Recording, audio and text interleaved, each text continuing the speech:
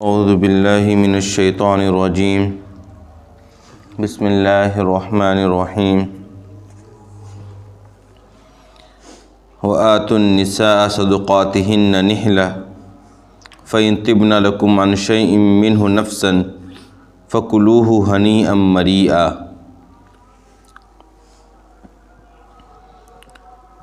اور تم عورتوں کو ان کا مہر خوشی خوشی ادا کر دو، ہاں اگر وہ خود سے ہی اس میں سے کچھ دل کی خوشی سے تمہارے لیے معاف کر دیں یا تمہیں دے دیں تو تم اس کو خوشگواری کے ساتھ استعمال کر سکتے ہو۔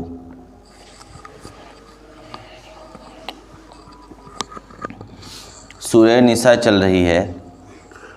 میں نے یہ بات بتلائی تھی کہ نساء کے معنی عورت، خاص طور پر اس صورت کے اندر عورتوں کے حقوق کے احکامات بیان کیے گئے۔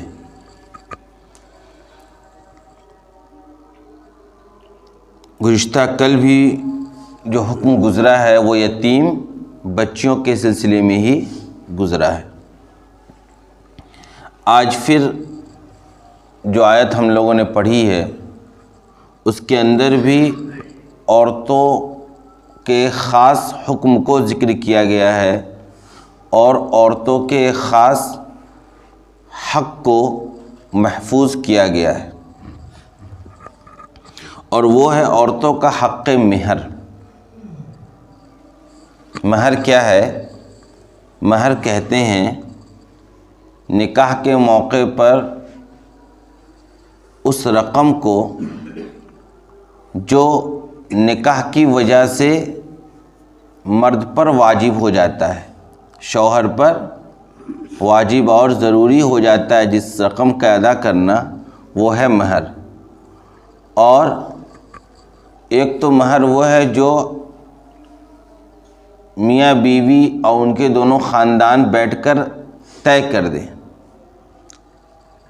اور اگر وہ دونوں بیٹھ کر طے نہیں بھی کرتے ہیں اور نکاح اگر بغیر مہر کے ذکر کے بھی ہوتا ہے تب بھی مہر واجب ہو جائے گا۔ اور کون سا مہر واجب ہوگا؟ مہر مثل۔ مہر مثل کس مہر کو کہتے ہیں؟ مہر مثل کہتے ہیں اس مہر کو کہ جس خاتون سے نکاح کیا گیا ہے اس جیسی دیگر جو خواتین ہیں ان کے خاندان میں یا سماج اور معاشرے میں ان خواتین کا مہر کیا رکھا گیا تھا۔ خاص طور پر دیکھا جاتا ہے کہ اس کی بہنیں ہیں تو اس کا کیا مہر تھا، یا کہ اس کی پھوپھیاں ہیں تو ان کا کیا مہر تھا۔ جو مہر ان کا طے کیا گیا تھا، یا کہ جس درجے کی وہ خاتون ہے اس درجے کی خواتین جو دیگر سماج میں ہیں ان کا جو مہر متعین کیا گیا تھا، وہ مہر آٹومیٹیکلی اس شوہر کے اوپر بھی واجب ہو جائے گا کہ وہ اس بیوی کو ادا کرے۔ مہر کے سلسلے میں زمانے جاہلیت میں کئی طرح کا ظلم ہوتا تھا۔ نمبر ایک ظلم کا طریقہ یہ تھا عورتوں کے ساتھ کہ مہر کا وصول اس خاتون کے اولیاء کر لیا کرتے تھے،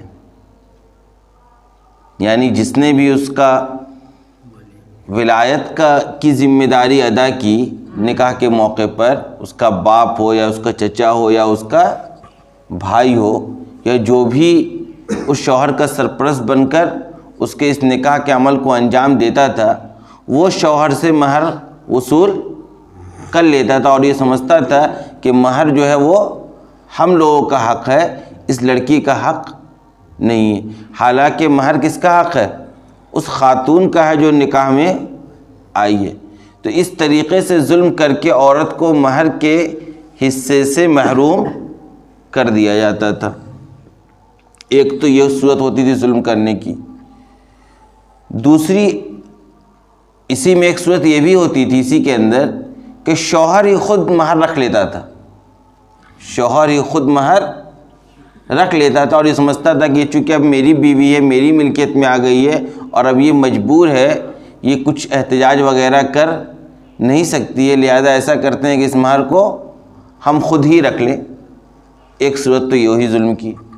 دوسری صورت یہ ہوتی تھی کہ اگر دینے کی نوبت آ بھی جاتی تھی تو خوش دلی کے ساتھ لوگ نہیں دیا کرتے تھے. عورتوں کو ان کا مہر جو ان کا حق بنتا تھا وہ اگر دینے کی نوبت آ بھی جاتی تھی کسی صورت میں، کسی دباؤ میں یا کسی اور دوسرے لوگوں کے کہنے کی بنیاد پر اگر دینے کی نوبت آ بھی جاتی تھی تو بہت ہی بددل ہو کر اور اندر سے طبیعت خوش نہیں ہوتی تھی، زبردستی کا کیا کرتے تھے؟ ادا کرتے تھے. ایک تو یہ ہو گیا ظلم کی صورت. دو، ایک صورت یہ ہوتی تھی زمانے جاہلیت میں کہ دے دیتے تھے بیوی کو اس کا حق، لیکن اس کے بعد پھر اس بیوی کو ایسا مجبور کرتے تھے کہ مجبوراً وہ بیوی یا تو وہ مہر اس کو معاف کر دیتی تھی یا یہ کہ اس کو واپس لوٹا دیتی تھی. یہ تین طرح کا ظلم عام طور پر زمانے جاہلیت کے اندر مہر کے سلسلے میں پایا جاتا تھا. ان تینوں طرح کے ظلم سے اسلام نے روک دیا اور کہا کہ یہ تینوں طریقے میں سے کوئی طریقہ بھی تم اپنا نہیں سکتے ہو. یہ تو زمانے جاہلیت میں ظلم ہوتا تھا. آج بھی اس دور میں مہر کے سلسلے میں ظلم ہوتا ہے. ایک ایسا مزاج بنا دیا گیا ہے، ایسا تصور قائم کر دیا گیا ہے کہ عورتیں سمجھتی ہیں کہ مہر نہ لینا میرا حق ہے. ایسا ماحول تیار کر دیا گیا ہے کہ عورتوں کے ذہن میں یہ بات ہے کہ مہر کا وصول نہ کرنا میرا حق ہے. مہر وصول کر لیں گے تو طلاق ہو جائے گی، مہر وصول کر لیں گے تو نکاح ہی ختم ہو جائے گا. یہاں تک کہ ایسا سماج تیار ہو گیا کہ اگر کوئی شریف الطبع شوہر بیوی کو مہر ادا کرنے جاتا ہے تو یہ سمجھتی ہے کہ یہ مجھے اب چھوڑنے والے ہیں. یعنی ایک حق تھا دینا، اس کو نہ دینے کا ایسا پرچار کیا گیا ہے، ایسا ماحول تیار کر دیا گیا ہے کہ وہ خاتون بیچاری ابھی سمجھتی ہے کہ یہ مہر کا لینا ہی میرے لیے کیا ہے؟ سب سے بڑا گناہ ہے اس دنیا کے اندر. ایک تو یہ صورت ہے. دوسری صورت یہ ہے کہ مہر میں نے آپ کو بتلایا یہ مہر مثل واجب ہوتا اس صورت میں جب کہ اس خاتون کے مہر کا ذکر نہ کیا گیا ہو نکاح کے موقع پر اور پہلے سے کوئی مہر طے نہیں کیا گیا ہو. اور مہر مثل کی میں نے تعریف کیا دی، اس جیسی خواتین کو دیکھا جائے گا کہ اس کا مہر کیا رکھا جاتا ہے. اس سے پتہ چلتا ہے کہ خواتین کے اعتبار سے مہر بھی اوپر نیچے ہوگا. مہر بھی جو طے کیا جائے گا وہ سامنے والی لڑکی کو دیکھ کر کیا جائے گا، سامنے والی لڑکی کے خاندان کو دیکھ کر کیا جائے گا، سامنے والی لڑکی کی تعلیم کو دیکھ کر کیا جائے گا، سامنے والی لڑکی کی خوبصورتی اور جمال کو دیکھ کر کیا جائے گا. ہمارے یہاں ہوتا یہ ہے کہ لاکھ دوسری چیزوں میں پیسے برباد کریں گے، لیکن مہر جہاں طے کرنے کا موقع آ جائے تو اس خاندان کا جو بڑا بزرگ ہوتا ہے، جو چلا آ رہا ہے، اس کی دادا گیری بہت دنوں سے، وہی سب چیزوں کو طے کرتا ہے. بولے کتنا مہر رکھنا ہے بھائی؟ شادی میں کم سے کم 30 لاکھ روپے خرچ ہو رہے ہیں دونوں طرف کی فیملی کو ملا کر. اور مہر کتنا ہے تو 15,000 روپے. مہر کتنا ہے تو 20,000 روپے. مہر کتنا ہے تو 25,000 روپے. یعنی میں اب تک اتنا مہر دیکھا ہوں ایک ہی خاتون کے 1 لاکھ روپے دیکھا ہوں، ورنہ 20 سے 25,000 سے اوپر زیادہ کوئی رکھنے کو تیار ہی نہیں. پتہ نہیں کون سی سوچ ہے.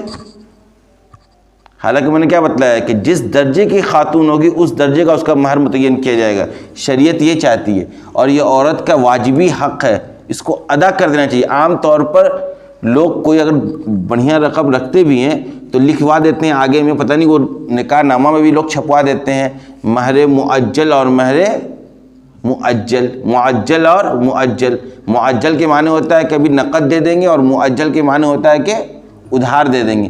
عام طور پہ آپ جا کے چیک کروا لیجئے، سب مہر معجل پر ٹک مارا ہوا ہے، یعنی دیں گے بھی نہیں. ادھار کا مطلب یہ ہے کہ دینا بھی نہیں ہے. اور مہر رکھنے کی جہاں بات آئے گی تو عجیب و غریب قسم کا سامنے والا چہرہ بناتا ہے.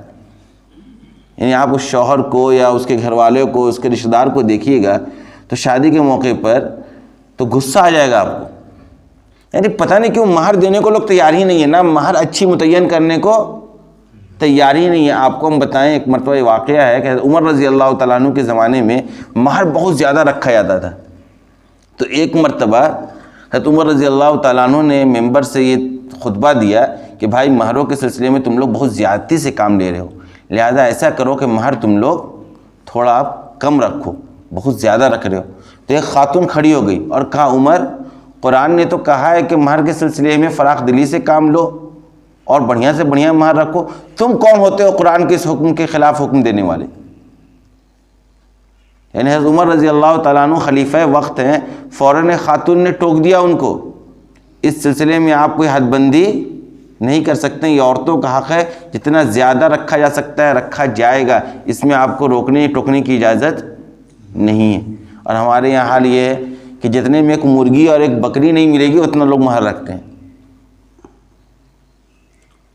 یعنی آپ بولیے گا تب بھی ماننے کو تیار نہیں ہے۔ ہم ایک دو نکاح میں بول کر دیکھیں، وہ میرے اوپر لوگ گرم ہونے لگے، پتہ نہیں کون سا مزاج ہے، مطلب مہر آخر یہ اصلا وہی ذہنیت ہے، عورتوں پر ظلم کرنا ہے، جو ذہنیت زمانے جاہلیت سے چلی آ رہی ہے کہ مرد مضبوط ہے، خاتون کمزور ہے، اور لڑکی والا کمزور ہے، لڑکا والا مضبوط ہے، اور یہ اپنا دباؤ پہلے ہی دن سے بناتا ہے کہ نہیں مہر ہم، اور جہیز لے گا وہ بالکل توڑ کر، جہیز اس کو لاکھوں روپے کا چاہیے، کپڑا اس کو لاکھوں روپے کا چاہیے، کھانا لاکھوں روپے خرچ ہونا چاہیے، میرج ہال اعلیٰ سے اعلیٰ بک ہونا چاہیے، گاڑی کا بہترین انتظام ہونا چاہیے، لیکن مہر نہیں دیں گے۔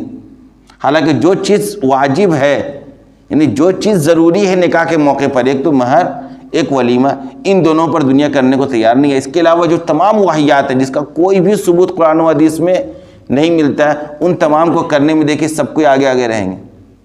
یہ ہے کہ نہیں سماج کا المیہ، یہ وہی عورتوں پر ظلم ہے، اس کے علاوہ کچھ اور نہیں۔ یہ طبیعت کے اندر وہ چیز پڑی ہوئی ہے کہ عورتوں کو دبا کر رکھنا ہے، عورتوں پر ظلم کرنا ہے، عورتوں کا یہ جو مہر کا حق ہے اس کو ادا نہیں کرنا، کوئی اگر رکھوا بھی دیا زیادہ تو بڑھا کر رکھیں گے۔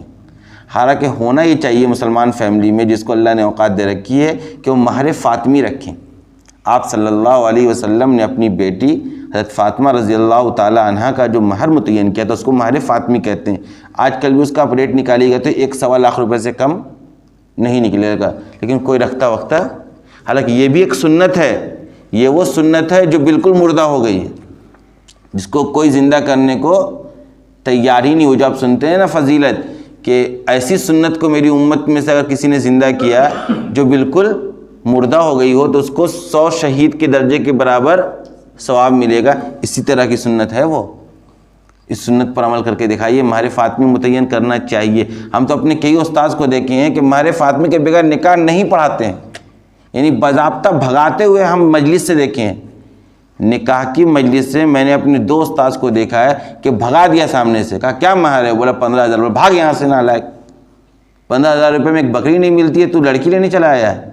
مہر فاطمی، وہ بیچارہ کہا کہ فوراً مہر فاطمی، کیا کرے گا مجلس میں رسوا ہو رہا، ہاں مہر فاطمی، اس کو پتہ بھی نہیں مہر فاطمی بولنے کو تو بولتی ہے، پتہ نہیں اب لاکھوں روپے ادا کرنا ہوگا۔ تو بغیر مہر فاطمی کے نکاح نہیں پڑھاتے ہوئے ہم نے دیکھا ہے۔ اور آج کوئی قاضی اگر ایسا کر دے گا تو اس قاضی کا کیا، اس امام ہی کرے گا، بیچارہ امام ہی قاضی ہوتا ہے، بائیکاٹ کر دے گا پورا محلہ والا کہ بہت تیز بن رہے مولوی صاحب۔ حالانکہ واحیات میں خرچ ہوتا ہے، شادی کے نام پر جو واحیات ہوتی ہے جس کا کوئی ثبوت نہیں، حالانکہ جو ایک دم بنیادی حق ہے اور عورتوں کو ادا کر دینا چاہیے، اس سلسلے میں بہت زبردست تساہل ہے۔ اور دیکھیے زمانے جاہلیت میں باضابطہ قرآن نے ایک آیت نازل کی اور کہا دیکھو وَآتُوا النِّسَاءَ صَدُقَاتِهِنَّ، صدقہ کی جمع ہے، اس کے معنی مہر ہوتا ہے۔ پہلی بات کہ عورتوں کو ان کا مہر دو، روک کر نہیں رکھنا ہے، اس کے ولی کو ادا نہیں کرنا ہے۔ نحلہ، خوشی خوشی دو، کہا نا ہم نے، اگر دینے کی نوبت آ بھی جاتی تھی تو کیا کرتے تھے؟ بد دلی کے ساتھ دیتے تھے، طبیعت ان کی خوش نہیں ہوتی تھی۔ قرآن نے لفظ استعمال کیا نحلہ، کہ عورتوں کو ان کا حق خوشی خوشی ادا کر دو۔ نمبر 2 فَإِن تِبْنَ لَكُمْ عَنْ شَيْءٍ مِّنْهُ نَفْسًا، ہاں تم کرتے کیا ہو، دینے کو دے دیتے ہو، اب اس پر ایسا دباؤ بناتے ہو کہ واپس کر دے یا وہ تم کو معاف کر دے۔ عام طور سنیے گا عورتیں بولتی ہیں کہ ہم نے اپنا مہر کا حق معاف کر دیا، حالانکہ معاف کرنے سے ہی معاف ہوتا نہیں ہے، اور وہ معاف بھی دل سے نہیں کرتی۔ قرآن نے لفظ استعمال کیا تِبْنَ لَكُمْ، اگر وہ بالکل اپنے نفس کی خوشی سے تمہیں معاف کر دیں یا تمہارے لیے کچھ اس میں کم کر دیں، بھائی مہر ہے 50,000 روپے، آپ 40,000 روپے ادا کر دی، 10,000 روپے آپ کو ہم معاف کرتے ہیں، بالکل بغیر کسی دباؤ کے خوشی خوشی اور نفس کی خوشی کے ساتھ جب عورت یہ کام کرے گی تب قرآن نے کہا فَكُلُوهُ هَنِيًّا مَرِيًّا، تو اب تم اس مہر کی جو رقم جو تمہارے پاس بچ رہی ہے اس کو تم استعمال خوشگواری کے ساتھ کر سکتے ہو، اور اگر کسی دباؤ کی بنیاد پر یا سماجی دباؤ کی بنیاد پر یا خاندانی دباؤ کی بنیاد پر اگر وہ معاف کر رہی ہے تو پھر اس مال کا استعمال کرنا مرد کے لیے حلال نہیں ہے، بلکہ وہ کیا ہے؟ حرام ہے، حرام ہے، حرام ہے۔ لہذا مہر کے سلسلے میں سماج کو سوچنا چاہیے، اور قرآن کی پوری آیت عورتوں کے اس حق کو ادا کرنے کے لیے اس کو سماج میں اور اس طرح کی آیات کا نکاح کے موقع پر تقریر بھی ہونی چاہیے۔ نکاح کے موقع پر قاضی کی یہ بھی ذمہ داری ہے کہ وہ اس موقع پر اس طرح کی آیات کو نقل کرے، اور ان آیات کو نقل کرے جس میں میاں اور بیوی کے حقوق کو بیان کیا گیا ہے۔ سورہ نساء پوری اسی سلسلے میں نازل کی گئی ہے۔ اس طرح کی آیات کا اس موقع پر بیان ہونا چاہیے۔ لوگ چاہتے ہیں کہ ساری چیزوں میں وقت ضائع کریں، اب مولوی صاحب فوراً نکاح پڑھا کے جائیں۔ اس وقت موقع دیجیے، باضابطہ اسٹیج سجائیے اور لوگوں کو خاموش کیجیے، آدھے گھنٹے کا کم سے کم بیان ہونا چاہیے نکاح کے موقع پر۔